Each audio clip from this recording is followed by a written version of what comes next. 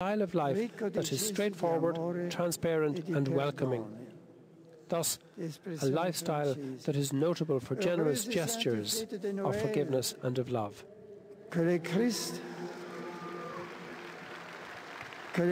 Sauveur vous garde dans l'espérance et qu'il vous fasse le don de la paix profonde. Espressione inglese. May the birth of the Prince of Peace remind the world where its true happiness lies. And may our hearts be filled with hope and joy, for the Savior has been born for us. Espressione tedesca. Die Geburt Jesu Christi, des Erlösers der Menschen, erfülle euer Leben mit tiefer Freude und Gnade. Now that's Pope Benedict XVI. There you're looking at live pictures coming from the Vatican City in Rome on this Christmas Day. The Pope there beginning his translation into 65 languages of his blessing for Catholics around the world. He just went through all the countries where the Catholic Church is active. He went through the Middle East, Iraq, several countries in Asia as well. He also had a special message for countries in Africa suffering from conflict and bloodshed. Well, let's get more detail now. I'm joined live from Rome, our correspondent there, Wolfgang Achtner. A message of peace from the Pope there. He also singled out several African countries, didn't he, where conflict is rife at the moment? Laura, in his message, in his Urbi et Orbi message, the Pope mentioned several important topics. The first one was the spiritual one. A message of hope for all, since Jesus Christ is born for the salvation of all mankind. Then there was the more political aspect of the Pope's message. The Pope mentioned those who are suffering from hunger, from the financial crisis, in war zones, and he mentioned several areas specifically in Africa, in the Middle East, in Asia, naming several countries. He also insisted people in North America and in Europe need to be less selfish and rely less on technological aspects, also to have respect for everyone, especially the unborn. This is specifically a barb against the abortion law in the United States. Basically, though, a message of hope. The Roman Catholic Church is addressing all of those in the world who need hope. Again, the Pope speaking out to the world today, an important message to people, all people around the world, believers and unbelievers, normal people and heads of state. Laura? He also spoke, didn't he, Wolfgang, about a crisis of morality. What exactly did he mean by that? Yes, the Pope mentioned a crisis of moral values. He addressed the financial crisis. He also did that last year. This is one of the key topics of Pope Benedict's work. He believes that mankind today relies too much on technology, is too selfish, and also in ideologies that do not take into care the good of all mankind. The Pope specifically mentioned abortion, and this is one of the key points that he wants to address vis-a-vis Catholics in the United States. But moral values have to be rebuilt. This is one of the key points of Pope Benedict's papacy. Laura?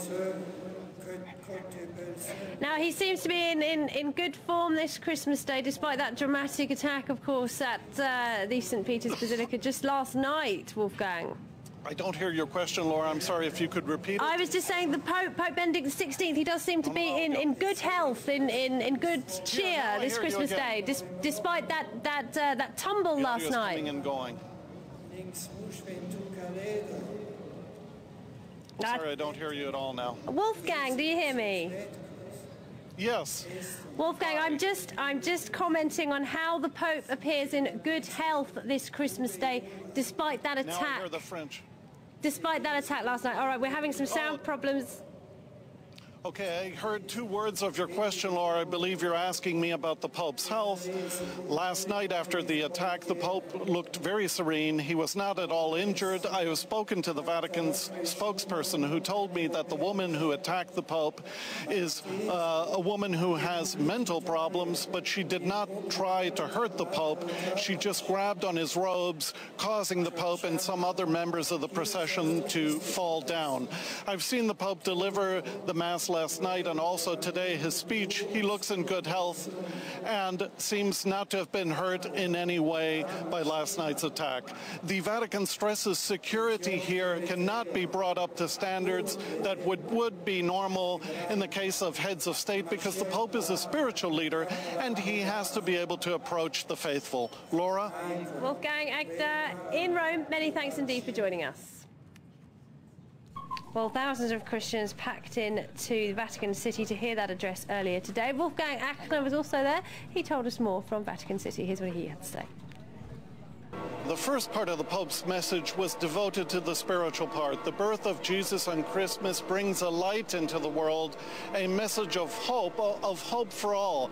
And here the Pope underlines the fact that the Catholic and Christian message is for all, first of all, but especially for the needy people, the people suffering from wars, the people suffering from natural disasters, and also he mentions the financial crisis. Then the Pope, who is addressing in this very important Christmas message all people around the world, but also political leaders, mentions areas of the world where there are wars going on or where there is political strife. In specifics, he mentions the Middle East, the Holy Land in Iraq. He mentions several countries in Africa, the Democratic Republic of Congo, Niger, Madagascar. He mentions countries in Asia, and again, the Latin America. The Pope also says that in North America and Europe, people must be left selfish and think of the common good. There is also one specific message directed at Americans. He says we must respect the unborn. And this is a message against the abortion law in the United States. Laura? Now, Benedict XVI, no signs of that attack at the Vatican last night. He seemed in pretty good cheer today.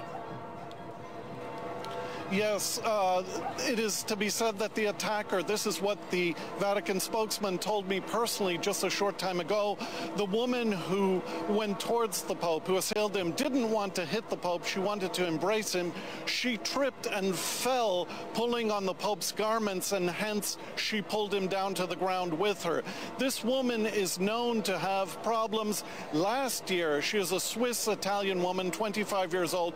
Last year, she tried to get close to the Pope on Christmas Eve, but she was stopped. This year, she managed to get close. The Pope was allegedly tired before the ceremony. That's why this year the Midnight Mass started earlier, but he is in good health. He has not been hurt in any way, and he seemed in good spirits. I'd like to underline that last night, after the Mass, he went towards the crowds. And this, says the Vatican spokesman, is the key point.